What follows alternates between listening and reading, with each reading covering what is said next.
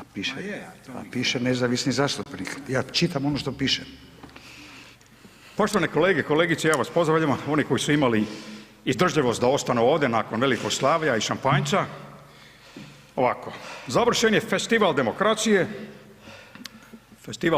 od 156.000 registriranih birača izvan domovine, od toga pola je od Australije do Kanade, njih registrirani je možda manje od tih 156.000, pola, a od tog broja 7.500 je glasalo.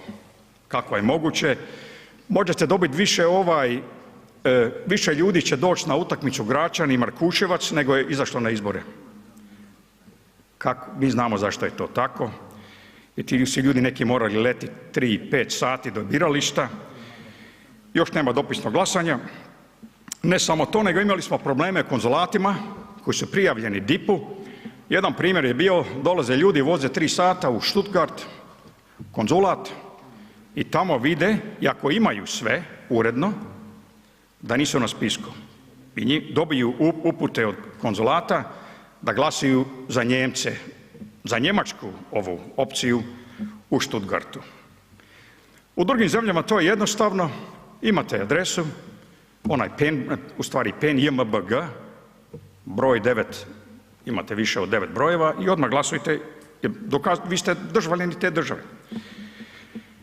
Ne samo to, nisu bili problemi u toj kampanji, imali ste totalnu medijsku blokadu od mainstream medija, samo ću jedan primjer dati ovdje.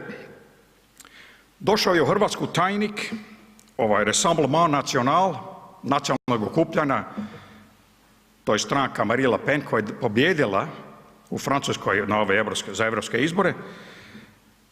On uopće nije bio ni u kadru kad je sazvana pres konferencija, a to je stranka pobjednik u Francuskoj. Šta to govori o našim mainstream medijima?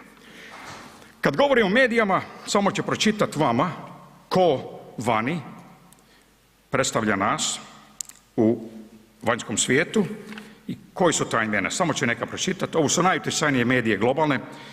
Deutsche Welle, dopisnici, Jovan Vukosavljević, Allgemeine Zeitung, Stevo Krivokuća, Le Monde, Nikola Vukobratić, Liberation, poznati Sandi Blagonić, The Guardian, Aleksandar Holiga, Switzerland News, Željko Peratović Dildo, ne znam zašto je dobio prezime od Dildo, a možda ima to neke konotacije sa preferencijama nekim.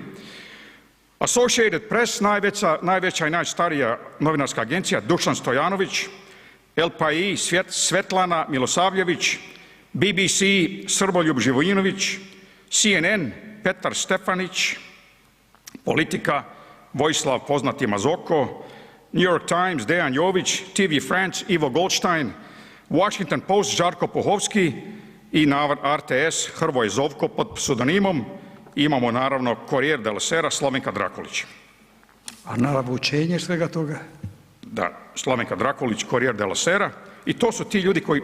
Koje bi bilo značenje svega toga? Molim? Koje bi bilo značenje toga što oni čitate? kreiraju percepciju Hrvatske izvana i ja vidim, ako vidite po imenima, naravno, po ideološkom predznaku, da tu nema, uopće nema tu objektivnih, neću govoriti o portalima, spomenut ću samo da ovakvi ljudi kreiraju percepciju o nama vani, to istina izlazi na vidik, neću govoriti o portalima kao Balkan Report i tako dalje, jer tu bi bio cijeli dan.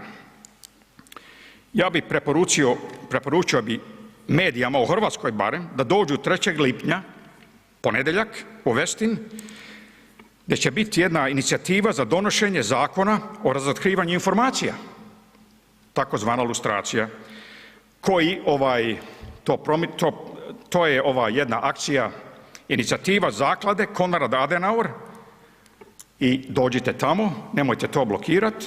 I ja bih pozvao ove trolove na internetu, ja sam njih sam skinuo 70 koji dobivaju 200 kuna po glavi od Fakulteta filozofskog i nadalje, koji rade, šire disinformacije i distorcije po internetu. Ja sam sam skinuo oko 70 sa svojih stranica. Nek dođu u Klinča sela 8.6. na Thompsonov koncert. Ja vas čekam tamo i pridružite se